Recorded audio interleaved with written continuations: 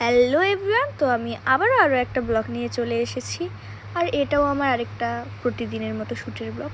কিন্তু এখন আমি এরকম মুখটা এত সিরিয়াস করে আছি কারণ আমার সাথে তখন কেউ ছিল না। আর আমার সাথে যখন কেউ থাকে না তখন আমি মানে জন্মের সিরিয়াস হয়ে যাই। কিন্তু এখন আমি খ্যাক করে হেসে দেবো কারণ আমি কাউকে পেয়ে গেছি।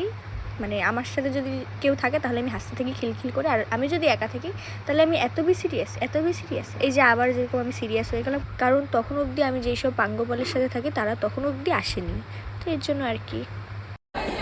তো আমাকে এই যে কাপড়ের দায়িত্ব দিয়ে গপু হচ্ছে কোথায় চলে গেছে আমি জানি না।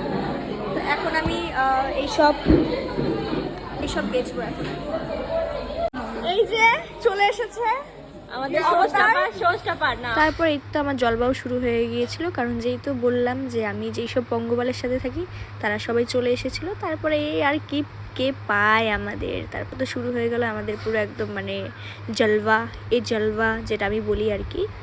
আর সেদিন আমরা সেখানে এতগুলো মডেল ছিলাম, মানে চারিদিকে দেখে আমার চোখটা মানে ঝলসে গিয়েছিল। মানে সব বউ মানে বউয়ের ছড়াছড়ি, সব মানে বউ বাজার এরকম টাইপের আর কি। তারপর এই তো দাদাও চলে আসলো। এনাকে আশা করি সবাই চেনো, মেকআপ আর্টিস্ট অমিত কর্মকার।